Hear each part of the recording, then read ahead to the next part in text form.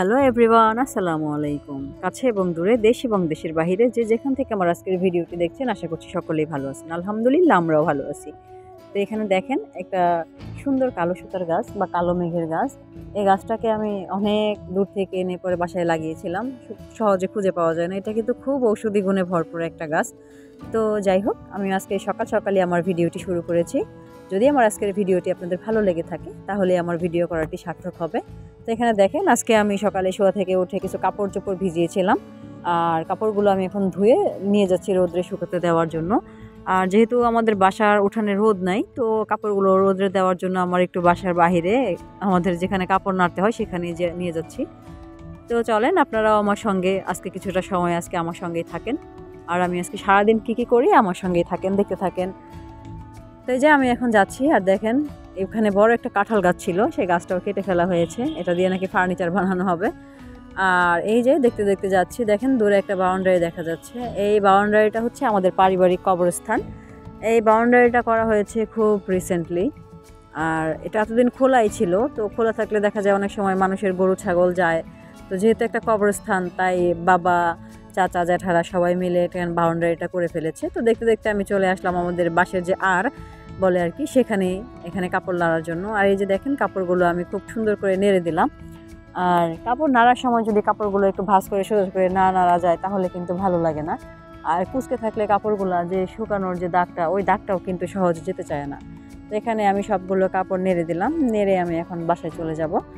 আর বাসায় যাওয়ার সময় আপনাদেরকে দেখাই যে দেখেন, এখানে যাচ্ছি আমি এই রাস্তাটা দিয়ে আবার চলে যাচ্ছি।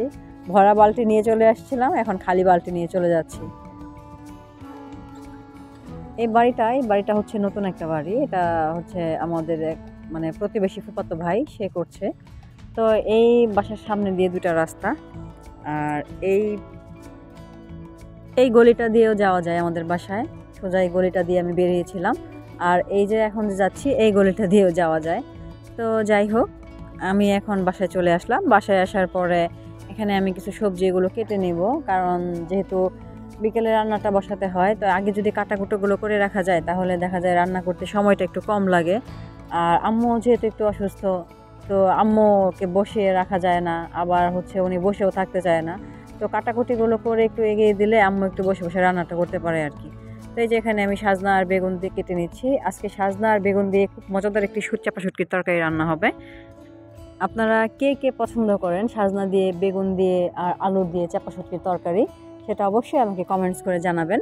আর আজকে এই যে এখানে একটা ছোট মুরগিও নিয়ে আসা হয়েছিল, এটা বাবুর জন্য খিচুড়ি রান্না হয় তার জন্য।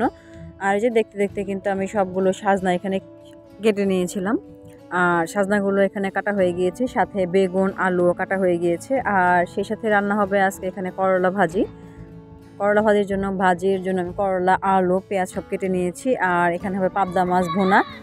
তো যাই হোক, এখন প্রায় বিকেল 3:30 বাজে। আম্মু রান্নাটা বসিয়ে দিয়েছে। এখানে কড়াইতে কিছু পরিমাণ তেল দিয়ে দিয়েছে, যেহেতু আমি আপনাদের সঙ্গে আজকে এখানে চাপা শুটকির তরকারিটা রান্নাটা শেয়ার করব। তো দেখেন খুব সহজে আম্মু কীভাবে খুব মজাদার সুস্বাদু একটি রান্না করে ফেলে। এখানে আম্মু চাপা শুটকি, পেঁয়াজ, রসুন একসঙ্গে থেতো করে নিয়ে তেলের ভিতরে দিয়ে দিয়েছে। আর ঠিক ততক্ষণ ভেজে নেবে যতক্ষণ পর্যন্ত পেঁয়াজ থেকে কাঁচা গন্ধটা না যায়। আর যদি এখানে খুব বেশি ভাজাও হয়ে যায়, তাহলেও ভালো লাগবে না। তো আম্মু এখানে মিডিয়াম করে ভেজে নেবে। আর যেন পেঁয়াজটা পুড়ে না যায়, সেই জন্য আম্মু এখানে হালকা একটু পানি দিয়ে দিবে।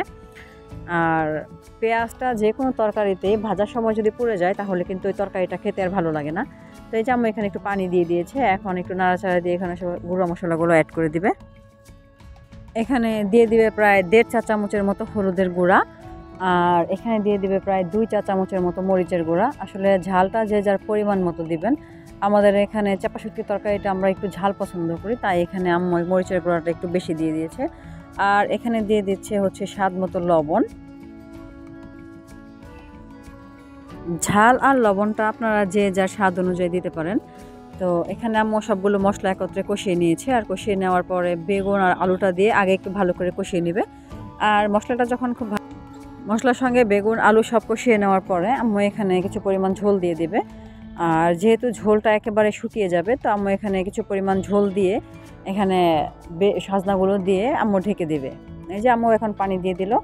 আর পানিটা দেওয়ার পরে এখন সাজনাগুলো দিয়ে আম্মু ঢেকে দেবে আর অপেক্ষা করবে একবারে ঝোলটা শুকিয়ে যাওয়া পর্যন্ত। তো যাই হোক, এতক্ষণ যারা ধৈর্য ধরে কষ্ট করে আমার ভিডিওটি দেখেছেন, আপনাদের সকলকে অসংখ্য ধন্যবাদ। যদি আমার আজকের ভিডিওটি আপনাদের ভালো লেগে থাকে তাহলে অবশ্যই আমার ভিডিওতে একটি লাইক করবেন। আর যদি আমার আজকের ভিডিওটি বা আমার কোনো কাজ আপনাদের মনে বিন্দু পরিমাণ ভালো লাগার জায়গা তৈরি করে থাকে তাহলে অবশ্যই আমার চ্যানেলটিকে সাবস্ক্রাইব করে দিবেন আর পাশে থাকা বেল বাটনটি প্রেস করে দিবেন। তো এই যে এখানে দেখতে দেখতে আম্মু কিন্তু সাজনাগুলো দিয়ে দিল, আর এখানে খুব ভালো করে বলক চলে এসেছে। তা আম্মু এখন অপেক্ষা করছে ঝোলটা শুকিয়ে যাওয়া পর্যন্ত, আর ঝোলটা শুকিয়ে গেলে আম্মু জাস্ট নামিয়ে ফেলবে। আর এই তরকারিটা যে কতটা মজাদার সেটা যদি না ট্রাই করেন তাহলে আসলে বুঝতেই পারবেন না। তো এই যে এখানে দেখতে দেখতে কিন্তু আমাদের রান্নাগুলো সব কমপ্লিট হয়ে গিয়েছে।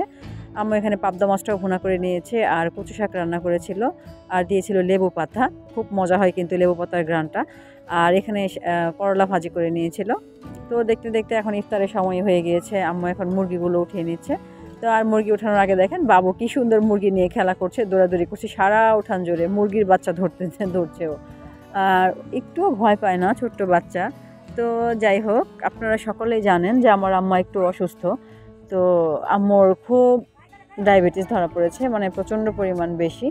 তো আম্মু খুব নিয়ন্ত্রণের ভিতরে আছে। সকলে আমার আম্মার জন্য আপনারা দোয়া করবেন, আর আমার বাবার জন্য দোয়া করবেন, আর এই যে ছোট্ট বাবুটা ওর জন্য সকলে দোয়া করবেন। আমিও আপনাদের সকলের জন্য দোয়া করি, আল্লাহ যেন আপনাদের সকলকে হেফাজতে রাখেন, ভালো রাখেন, সুস্থ রাখেন।